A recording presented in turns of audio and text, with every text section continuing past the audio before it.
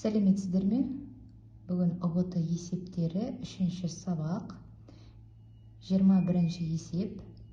Бір қаладан бір уақытта жылдамдықтары сәйкесінше 600 км сағат және 800 км сағат болатын екі ұшақ ұшып шықты.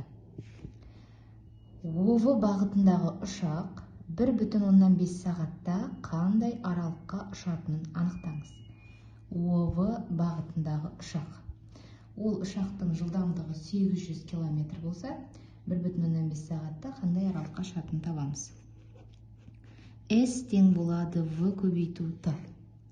Осы формуланы қолданамыз. S тең болады. Жылдамдығымыз 800 көбейтемін 1,5 сағатқа. Тең болады 800 көбейту 2-ден 3. Ондық бөлшекті жай бөлшекке айналдырамын. 2-ні 2-ке бөлем 1, 800-ді 2-ке бөлем 400. 400-ді 3-ке көбейтемін 1200. Жауабы 1200 километр.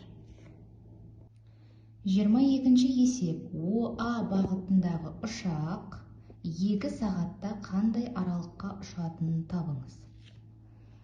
S тең болады V көбейту T. S тең болады V бізде 600 км сағат. ОА бағытына ұшатын ұшақтың жылдамдығы көбейтеміз 2-ге. 1200 км. Жауабы 1200 км. 23-ші есеп. Бір сағаттан соң осы екі ұшақтың арақашықтықтары қандай болады? Бірінші, ұшақ бір сағатта 600 км жол жүреді. Екінші ұшағымыз бір сағатта 800 км жол жүреді. Осы екі ұшақтың арақашықтықтары қандай болады? Яғни біз мына АВ-ның ұзындығын табамыз. Бірінші ұшағымыз 600 км, екіншісі 800 км жүрді. Енді екеуінің арақашықтығын табуымыз керек. Ол үшін Пифагор теоремасын қолданамыз. АВ-ны табу үшін 800-ді квадраттаймын. Азайтамын. 600-ді квадраттаймын. Бір-бірінен азайтамыз. Қосамыз. Себебі ОВ және ОА тікбұрыш үшбұрыштың катеттері болып тұр. Бізге гипотенузасын табуымыз керек. 64-ке 36 қосамын. 100, 4 нөлін жазып қоямын. Түбір астында тең болады. Так, 100.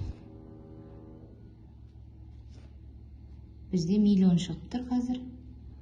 Миллион, мына жерде шығады 1000.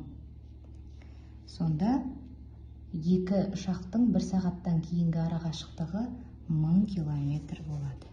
Д вариантын таңдаймыз. 24. Егер ұшақтар 2 сағаттан соң бұрылып, бір-біріне қарама-қарсы ұшқан болса, ұшақтар ұшып шыққаннан кейінгі кездескен уақытын табыңыз. Ұшақтардың 2 сағаттан кейінгі арақашықтығы. Біріншісінікі 1200 км жол жүрді, екіншісі 1600 км жол жүрді.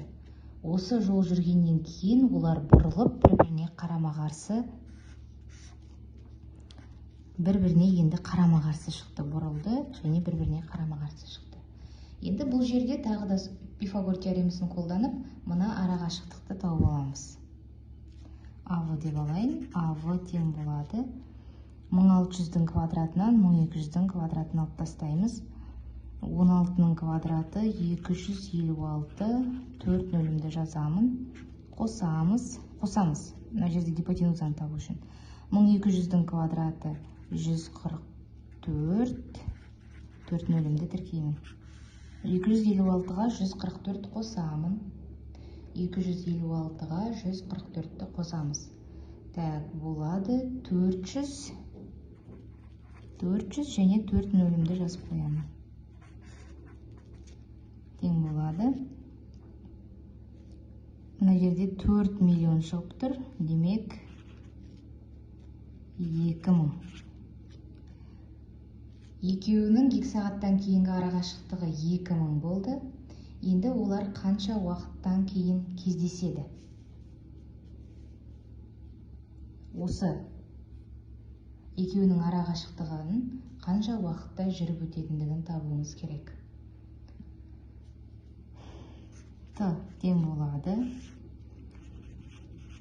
2000-ды бөлеміз әр қайсысының жылдамдығына. Жылдамдықтарын қосып 600-ге қосамын 800-ді тең болады 1400.